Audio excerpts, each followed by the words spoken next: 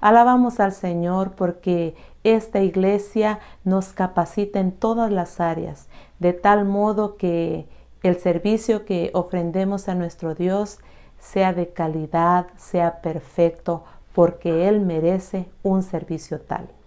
En este tema titulado Nuestro ejemplo, Cristo se pone delante nuestro como el modelo perfecto, el modelo digno de ser imitado. Marcos 14:45 dice que el Hijo del Hombre vino no para ser servido, sino para servir y dar su vida en rescate por muchos. Con frecuencia memorizamos pasajes de la Biblia y los repetimos con mucha soltura, pero pocas veces nos produce un impacto duradero porque no dedicamos tiempo a ahondar un poco más en el pasaje, a ver el mensaje que el Señor quiere darnos y quiere que nos apropiemos e interioricemos. El Hijo del Hombre, el Hijo de Dios, dejando su exaltada posición, dejando su trono de gloria, decide venir y habitar entre los hombres, una raza caída, con tendencias al mal, una raza que con tantas deficiencias, con tantos defectos, Él asumió nuestra naturaleza. Pero no solamente eso, tomó la condición de siervo de siervos. Juan 13:15, cuando el Señor le dijo a sus discípulos, porque ejemplo os he dado para que así como yo os he hecho, vosotros también hagáis. Se los dijo en el marco después de haber realizado el lavamiento de los pies. Este trabajo era asignado a los siervos de más bajo rango. Por eso Él fue el siervo de los siervos, porque realizó una obra denigrante, de lo más humillante. Aún entre los siervos hay rangos, pues ese trabajo se le asignaba a los de más bajo rango. Y Jesús, el Rey del universo, tomando la posición de siervo, hizo ese trabajo y nos dice, ejemplo les he dado, para que así como yo hago, no importa lo que haya que hacer, el sacrificio que haya que realizar, a fin de rescatar a la humanidad doliente, a fin de llevar consuelo, has de seguir mi ejemplo. Cristo vino como una expresión del perfecto amor de Dios y no vino para aplastar, vino como una expresión del perfecto amor de Dios. No vino tampoco para juzgar, para condenar, sino vino para sanar a todo débil, para restaurar a los defectuosos de carácter, para rescatar a hombres y mujeres del poder de Satanás. Y nos dice, ejemplo les he dado, para que así como yo he hecho, ustedes también puedan hacer. Y ahonda un poco más, nos lleva más allá. En Juan 14:12 dice que todo aquel que cree en mí, las cosas que yo hago, él también las hará. Y obras más grandes que yo hará. ¿Cómo puede ser eso? Jesús alimentaba a las multitudes. Nosotros en nuestro ministerio también podemos realizar esa obra. Jesús sanaba a los enfermos. Nosotros también podemos llevar ese alivio a las personas que están sufriendo el deterioro de una enfermedad. Podemos contribuir para que puedan restaurar su salud. Pero Jesús traía alivio a los corazones dolientes, a los que por la carga de la culpa no podían vivir. Nosotros también, asistidas por el Espíritu Santo, podemos llevar a cabo esa obra. Pero ¿qué de resucitar muertos? Recreemos la escena de Jesús frente a la tumba de Lázaro. Y un hombre que había muerto hacía ya varios días, viene a la vida por la palabra de Jesús. ¿Cómo aplicar esto que Él prometió y aseguró: el que cree en mí, obras mayores que yo hará. Cuando tú y yo, con un espíritu dócil, nos ponemos en las manos de Dios y somos guiadas por el Espíritu Santo para ir con aquellas personas que yacen en el pecado, en la maldad, y que si la muerte los sorprende, van a morir eternamente, se van a perder eternamente. Pero nosotros tenemos esa disposición de ir, de llevarles esa luz que un día nos rescató de las tinieblas y nos trajo a su luz admirable, de presentarles la verdad del amor de Dios. Y los atraemos por el sendero que los lleva a la cruz, que los conduce a la fuente de vida. Cuando ellos conocen a través nuestro el amor y la misericordia divinos, y les estamos poniendo ante la posibilidad de una vida eterna al lado de Cristo Jesús. Esta obra que los mismos ángeles quisieran hacer, el Señor la puso al alcance tuyo y mío. Hay mejores personas que podrían hacer la obra, pero quiere que seas tú, quiere que sea yo. Si estamos en este lugar, si el Espíritu Santo nos movió para llevar a cabo esta certificación, es porque quiere prepararnos para darle un mejor servicio, para hacer una obra aprobada por el cielo. De la misma manera, el Redentor del mundo quiere que muchas personas a través nuestro conozcan la tierna invitación que les hace cuando dice: vengan a mí todos los que están trabajados y cargados, y yo os haré descansar.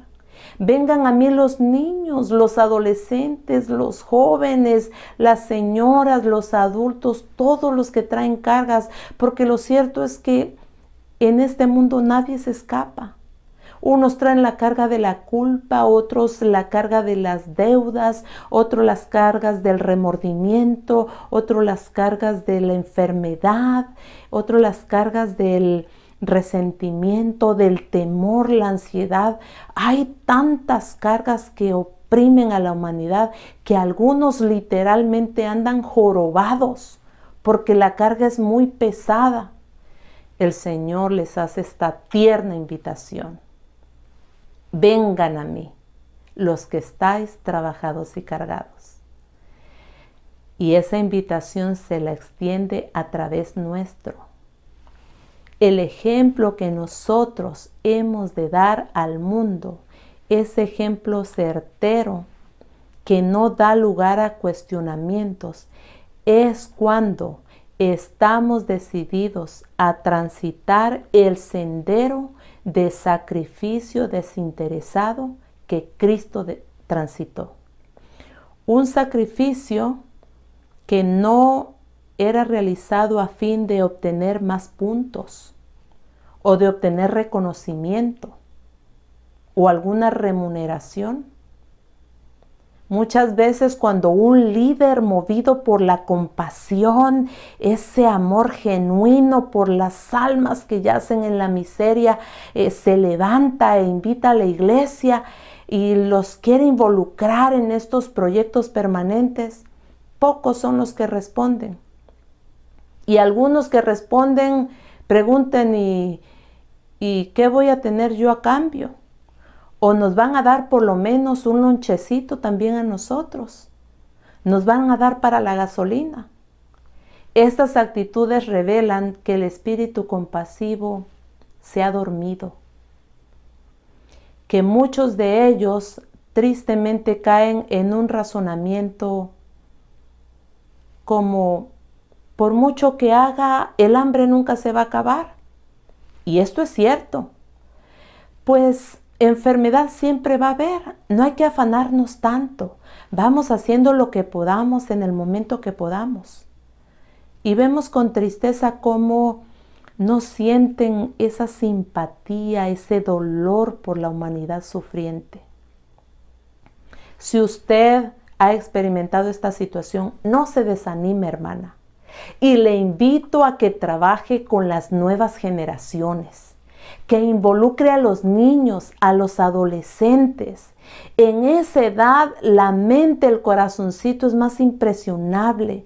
Usted puede fomentar y afianzar el espíritu compasivo, pero involúcrelos no esporádicamente, sino de manera permanente. Ayúdelos a que desarrollen la capacidad de observar y detectar la necesidad, de tal suerte que cuando crezcan y usted, ya sea que descanse o por alguna razón no pueda darle continuidad a esos proyectos de bondad, de compasión, ellos puedan asumirlos y seguir adelante con esa pasión, esa entrega que usted mantuvo a lo largo de su vida. Porque para ellos Jesús también se presenta como el modelo por excelencia. Es en la vida familiar donde Jesús es el modelo de los niños. Él empezó su obra consagrando el humilde oficio de artesano que trabaja para ganarse el sustento. Y todo joven que siga fiel y obedientemente el ejemplo de Cristo en su humilde hogar puede aferrarse a las palabras que el Padre dijo de él por el Espíritu Santo. He aquí mi siervo, le sostendré, mi escogido, en quien mi alma se regocija, en quien mi alma tiene contentamiento. Marcos 6:34 nos muestra que cuando Jesús vio a la multitud que se ponía alrededor de él, sintió profunda compasión por ellos, porque los vio dispersos, regados, como ovejas que no tenían pastor, buscando, viendo con incertidumbre hacia el futuro, buscando por caminos donde no estaba la felicidad, pero no tenía quien les guiara, quien les condujera, quien les mostrara el camino. Hoy existe la misma condición, hay esa misma necesidad. Miles de millones de personas tienen una vida aparentemente estable. No tienen necesidad de cosas materiales, pero cuando tenemos la oportunidad de entrar en sus vidas, vemos el drama en el que viven. Personas que no pueden dormir, que la ansiedad no les permite disfrutar lo que tienen. Personas que viven secas por dentro porque el rencor ha carcomido sus entrañas. Tantas situaciones dolorosas. No saben qué hacer. Han ido a psicólogos, han ido a médicos, han ido con personas que aparentemente tienen la solución y terminan igual o peor. Pero el Señor nos quiere usar a nosotros como sus instrumentos. Y tú y yo que nos decimos ser cristianos, hemos de tener el Espíritu de Cristo, porque todo verdadero cristiano ha de poseer un espíritu misionero. El ser cristiano es ser como Cristo. Nadie vive para sí. Y si alguien no tiene el Espíritu de Cristo, tristemente la declaración es muy clara. El tal no es de él. Cuando a los apóstoles se les comenzó a llamar cristianos, se debió a que ellos habían dejado a un lado su lucha de poder, ese deseo de ser los primeros, esa ambición por querer sobresalir, ese afán de obtener ganancias personales. No, comenzaron a interesarse por las personas como Cristo lo hacía. Comenzaron a llevar y a relacionarse entre ellos como Cristo les había enseñado. Comenzaron a hablar como Cristo lo hacía. Conclusión, son cristianos. Hablan como Cristo, viven como Cristo, se comportan como Cristo, son compasivos como Cristo, son cristianos. Una etiqueta muy bella que pusieron muy en alto. Y hoy también todo verdadero cristiano ha de tener el Espíritu de Cristo. Y el primer impulso de un corazón renovado que ha tenido un encuentro con Cristo es el de traer a otras almas a los pies del Salvador. La mujer samaritana nos da un clarísimo ejemplo de esto. Una mujer que había llevado una vida de fracaso en fracaso, una vida frustrada, triste, sin mayores logros, un día se encuentra junto al pozo al séptimo hombre, al hombre perfecto, que se revela a sí mismo como el Cristo. Y cuando ella recibe esa luz resplandeciente, deja a un lado aquello por lo cual se había aferrado tanto tiempo, su cántaro, se olvida de él y sale presurosa a la ciudad a anunciarle a sus vecinos, incluso a sus enemigos, a todo mundo, la gran verdad que había descubierto. No dudo que durante el trayecto el enemigo puso sugerencias en su cabeza para desanimarla. ¿Tú crees que te van a hacer caso? No, se van a reírle de ti. Todo el mundo conoce tu vida, no les vas a anunciar nada nuevo. ¿Crees que te van a escuchar? Solo vas a hacer el ridículo. Pero la luz que ella había recibido era tal que ese impulso que la movió no la detuvo y haciendo a un lado las sugerencias del enemigo, siguió avanzando. La forma como lo dijo fue con tal contundencia, con tal seguridad, con tal gozo, que muchos vinieron detrás de ella para corroborar lo que decía. El relato bíblico en Juan 4 dice que muchos creyeron por la palabra de la mujer que les decía: me dijo todo lo que es de mi vida. Sin embargo, después de varios días, muchos dijeron: ya no solo creemos por la palabra de esta que nos decía, vengan, pues me ha dicho todo lo que es de mi vida, sino porque nosotros lo hemos constatado, que verdaderamente es el Cristo, el Salvador del mundo. Ese impulso de un corazón renovado no mengua, no disminuye con el paso del tiempo, sino que se fortalece, se afianza, se asegura. Necesitamos examinar detenidamente nuestro corazón a la luz de la palabra de Dios y buscar fervientemente un nuevo bautismo del Espíritu. Debemos orar por una comprensión más profunda de aquel admirable amor que Jesús manifestó por nosotros al dejar el reino de gloria y venir a un mundo caído para salvar a los que perecían. Necesitamos hacer un análisis concienzudo. Necesitamos reclamar y buscar un bautismo del Espíritu, porque ese impulso es el que debe movernos a mantenernos en acción. La hermana Juan nos hace una invitación. Dice: sería bueno que cada día dedicásemos una hora de reflexión a la contemplación de la vida de Cristo. Debiéramos tomarla punto por punto y dejar que la imaginación se espacie en cada escena, especialmente en las finales. Y mientras nos espaciamos así en su gran sacrificio por nosotros, nuestra confianza en Él será más constante. Se reavivará nuestro amor y seremos más imbuidas de su Espíritu. Estas garantías, hermanas, nos aseguran, nos están aseguradas, puestas a nuestro alcance, para que el amor no disminuya. Porque ¿quién no se siente subyugado, conmovido por el sacrificio que Cristo hizo a favor de alguien como yo, vil pecador, tan pequeñita, pero que Él me llama que soy caro a sus ojos, soy de gran estima, me ha dado títulos honorables? ¿Cómo no caer rendido a sus pies?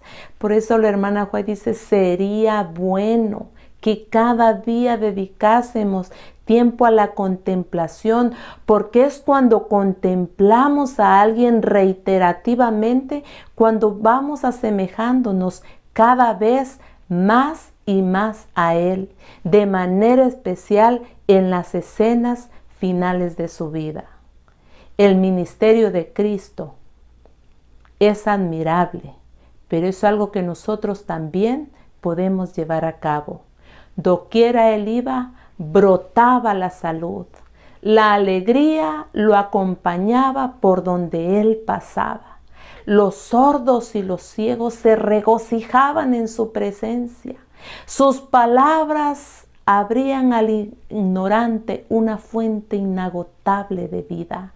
Prodigaba sus bendiciones abundante y continuamente, porque los acumulados tesoros de la eternidad fueron dados en Cristo, los ricos dones del Señor al hombre. De este modo, y mediante un interés genuino en los que necesitan ayuda, solo me tengo que asegurar yo de responder a ese llamado, porque hemos predicar no a los que conocen la verdad para este tiempo, sino para amonestar a los que jamás han escuchado el último mensaje de misericordia. Y al hacer esta obra, hemos de hacerlo con un corazón lleno de un ferviente anhelo por las almas. De este modo vamos a tener acceso al corazón de la gente y así se preparará el camino para una más decidida proclamación de la verdad. Al finalizar este programa, yo les invito, y es una invitación que me hago también a mí misma, que hagamos nuestra la plegaria del apóstol registrada en Filipenses 2:5. Haya pues en vosotros este mismo sentir que hubo también en Cristo Jesús. Otra versión dice, haya pues en vosotros esta misma actitud que hubo también en Cristo Jesús, el cual, siendo en forma de Dios, no escatimó ni se aferró el ser igual a Dios, sino que despojándose de su divinidad, asumió la condición de hombre y se humilló a sí mismo, haciéndose obediente hasta la muerte y muerte de cruz. Esa muerte vergonzosa que tú y yo debíamos experimentar, Él la vivió por amor a ti y por amor a mí. Ya no necesitamos hacer ese tipo de sacrificio. Él ya pagó el precio en la cruz. Pero la hermana White dice que si deseamos al fin ser salvas, hemos de aprender la lección de penitencia y sacrificio al pie de la cruz. Por lo tanto, este ministerio de bondad, de compasión, es un ministerio de sacrificio, es un ministerio de renuncia, de mucha abnegación. Él nos dio ese ejemplo y nos hace el llamado de trabajar también con un espíritu de renuncia, de sacrificio desinteresado, con la garantía que todos aquellos que participemos de sus sufrimientos a fin de rescatar a esta humanidad doliente, a fin de llevar alivio, sin duda alguna también seremos partícipes de su gloria. Que el Señor nos bendiga, hermanas, que nos mantenga fieles hasta su venida, que estoy segurísima, es muy pronto. Maranata, el Señor viene pronto.